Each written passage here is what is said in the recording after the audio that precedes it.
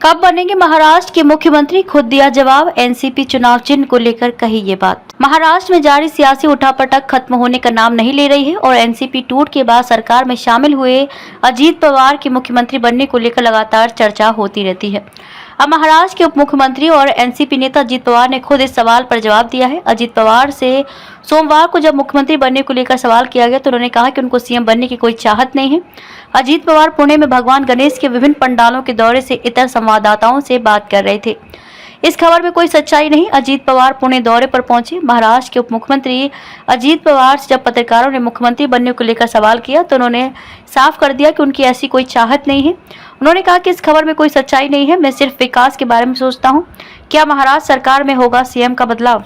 महाराष्ट्र विधानसभा अध्यक्ष द्वारा शिवसेना के 16 विधायकों को अयोग्य ठहराए जाने और मुख्यमंत्री को बदलने की अटकलों पर उप मुख्यमंत्री अजीत पवार ने कहा कि इन सभी खबरों का कोई मतलब नहीं है। उन्होंने कहा कि ऐसी खबरें एकनाथ शिंदे के जून 2022 में मुख्यमंत्री बनने के दिन से ही चल रही हैं।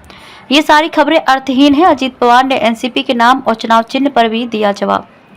इसके साथ ही अजीत पवार ने एनसीपी के नाम और चुनाव चिन्ह पर भी जवाब दिया और कहा कि निर्वाचन आयोग का फैसला स्वीकार करूंगा। अजीत पवार ने कहा कि वह राष्ट्रवादी कांग्रेस पार्टी के नाम और चुनाव चिन्ह के संबंध में चुनाव आयोग का अंतिम निर्णय स्वीकार करेंगे। आपको बता दें कि अजीत पवार और शरद पवार नीत गुट दोनों ने ही पार्टी के नाम और चुनाव चिन्ह पर दावेदारी की है। बीजेपी सरकार में शामिल हो गए थे अजीत पवार। आपको बता दें कि अजीत पवार इस साल जुलाई में 8 विधायकों के साथ महाराष्ट्र की शिवसेना भारतीय जनता पार्टी बीजेपी सरकार में शामिल हो गए थे।